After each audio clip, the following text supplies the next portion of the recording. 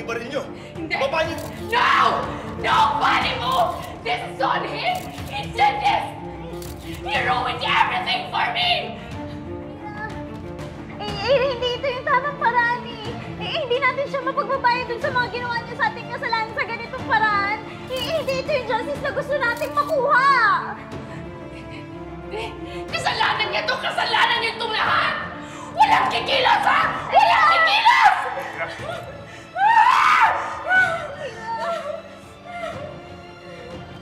Hey, mahal kita. Please. Ano mo? Yun ang may problema yun. Mahal pa rin kita! Kaya kung hindi ko mapatay-patay kung nararamdaman ko sa'yo, sa kabila ng lahat ng ginawa mo sa akin, ikaw na yung papatayin ko! Ikaw na yung papatayin ko! Ira, ibaba mo na yan. Kapag ginawa mo yan, makukulong ka, masisira yung buhay mo, pati yung buhay ng magiging baby mo. Ira! Hindi! Ira! Hindi! Tumigil ka! Hindi ako hawakan! Ano ba? Ma'am, pasensya na, ma'am. Hey, mahal kita.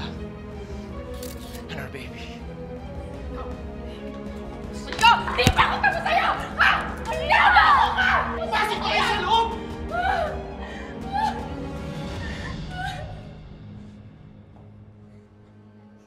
Dito ko muna. Sige, sir. Secure mo yan. Para.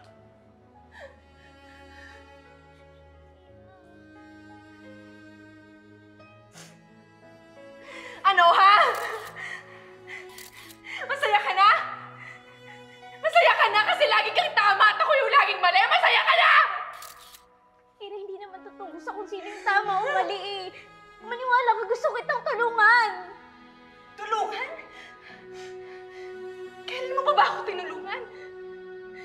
Eh, di ba lahat naman ng ginawa ko, lahat ng mga ginagawa ko kumukontra ka sa akin? Kasi naniniwala ka na ikaw yung laging tama!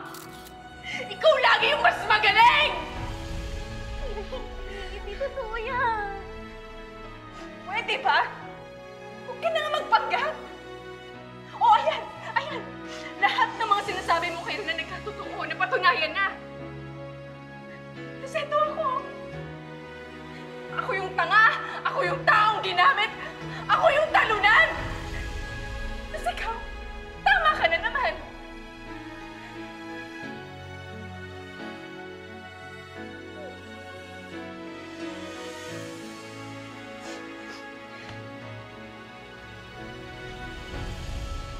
Alam mo,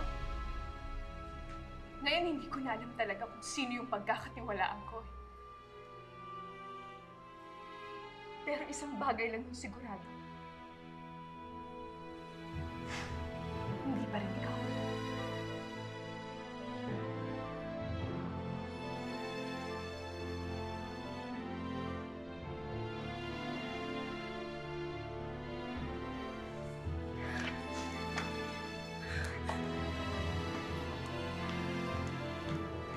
Ira.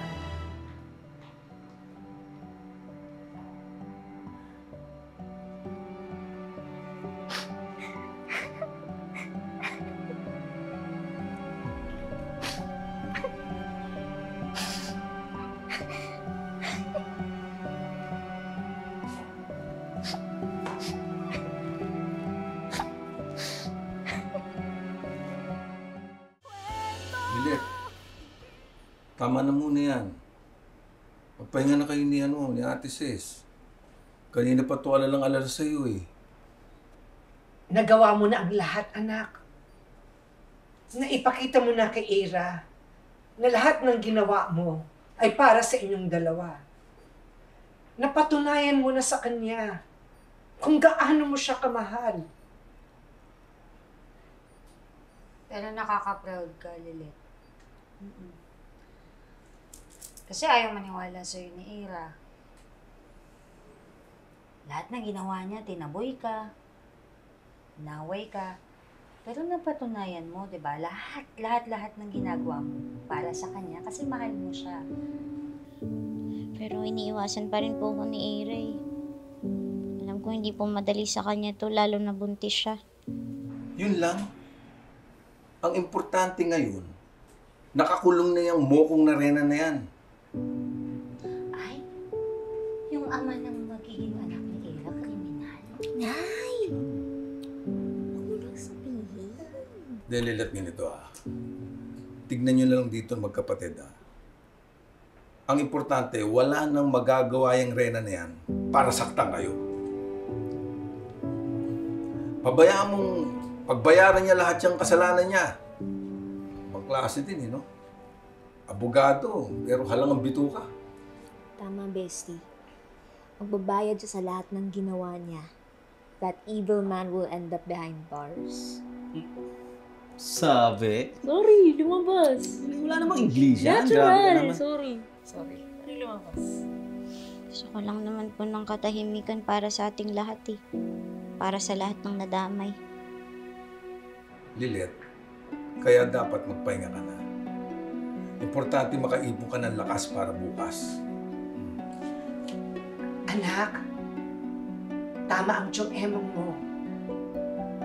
Huwag mong hayaang maubos ka dahil sa galit at pagod.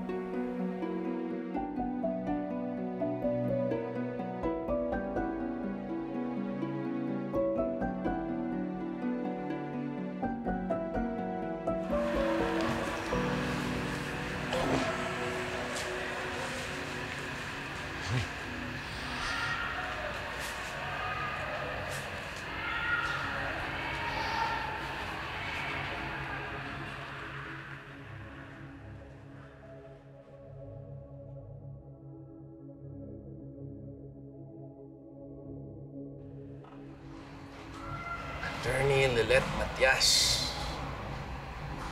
Namiss mo ba ako agad? Feeling sad? Missing your daily dose of high-profile cases? Perhaps. Aminin mo, mas exciting ang buhay mo when you were trying to pin me down. Kesa sa...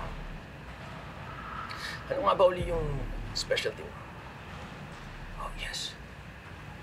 Small claims court. O baka naman you just can't accept that you're going to fade back into boredom now that the great Attorney Renante Alon's case has finally been solved. Sana nga may babalikan akong boring life. Pero hindi eh. Lagi kasi nagkakaroon ng problema yung buhay ko dahil sa mga taong katulad mo. May isa pa kaming reklamong isasampalaban sa'yo. Papabuksan ko ulit yung kaso ng nanay ko.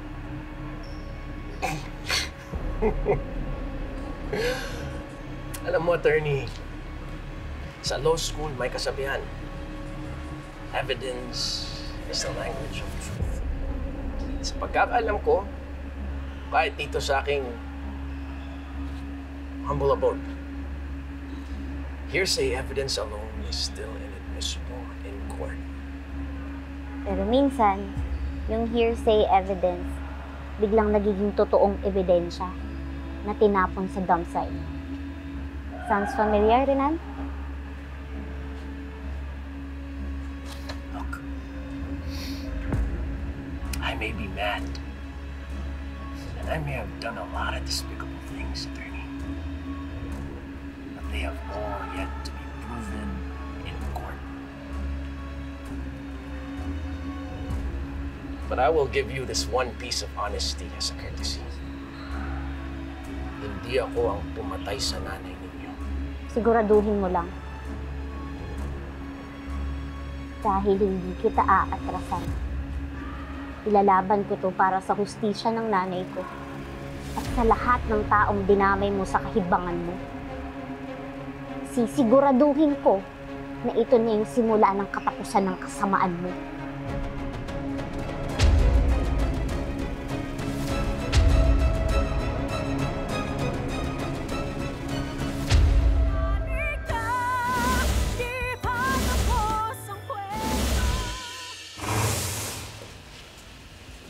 Attorney Alex Romantico. I don't do warm welcomes, Renan. I'm here to make sure that you don't get me into trouble. why don't we go on a vacation? Let's have our second honeymoon. I don't know, Patricia. Let me think about it. Attorney Matias, Attorney Alex Romantico here. Yung abogado ni Attorney Renan? I'm calling dahil si Attorney Alon wanted me to reach out to you. Gusto niya kayo makausap ni Attorney Ignacio. Tungkol saan?